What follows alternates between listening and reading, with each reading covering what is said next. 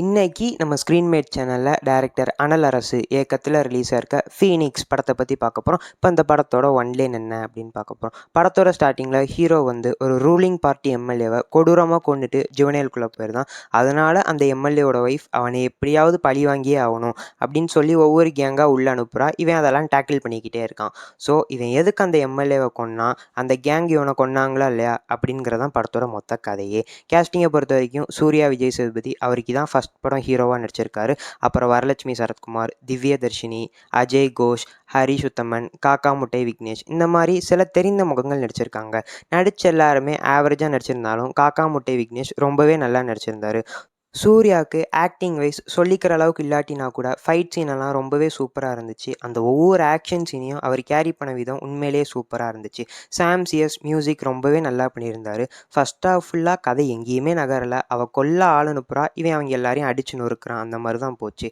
படத்தோட second half தான் கதைக்குள்ளேயே போச்சு. பாக்ஸிங், ரொமான்ஸ், பாலிடிக்ஸ் அப்படின்னு ஒரு யூஷுவல் ஸ்போர்ட்ஸ் ட்ராமா மாதிரி நடந்துருச்சு. அதுலேயும் குறிப்பாக அந்த ஜெயில் செட்டப் போர்ஷன்ஸ் ஆகட்டும், அப்புறம் ஹீரோ ஒரு இடத்துல நாங்கள்லாம் ஜெயிக்கவே கூடாதா சார் அப்படின்னு சொல்கிறதாகட்டும், இதெல்லாம் பல தமிழ் சினிமாவில் வந்த ஜெயில் செட்டப் ஸ்போர்ட்ஸ் ட்ராமா படங்களோட ரெஃபரன்ஸை அப்படியே காட்டுச்சுன்னு தான் சொல்லணும். இந்த படத்தில் உள்ள மிகப்பெரிய மைனஸே என்னென்னா, இந்த படத்தில் ஸ்பெஷல் ஹை மூமெண்ட்ஸ்னு சொல்லிக்கிற அளவுக்கு ஒன்றுமே இல்லை. ஒரு ஃப்ளாட்டான ஸ்க்ரீன் பிளே, அதுக்கேற்ற மாதிரி ஒரு 4-5 கொரியோகிராஃபியை மட்டுமே நம்பி எடுக்கப்பட்ட படம் தான் இது. அப்புறம் படத்தோட கோரே பாக்ஸிங் தான். ஆனால் ஒரு 2 சீனை தவிர்த்து மீதி எல்லாத்தையுமே அவங்க அந்த கேஜை விட்டு வெளியே தான் ஷூட் பண்ணியிருப்பாங்க. ஃபஸ்ட்டே அவங்க அந்த கேஜுக்குள்ளே வச்சு ஷூட் பண்ணியிருந்தாங்கன்னா அந்த ஃபைட் சீனெல்லாம் இன்னும் கொஞ்சம் பெட்டராகவே இருந்திருக்கும்.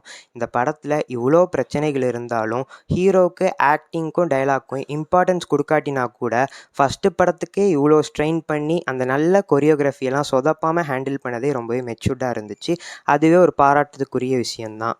நம்மளை பொறுத்த வரைக்கும் இது ஒரு ஆவரேஜான படம் தான். இப்போ இந்த படம் தேட்டர்ஸில் ரிலீஸ் ஆயிருக்கு. ஃப்ரீயாக இருந்தால் போய் பாருங்கள். தேங்க்யூ.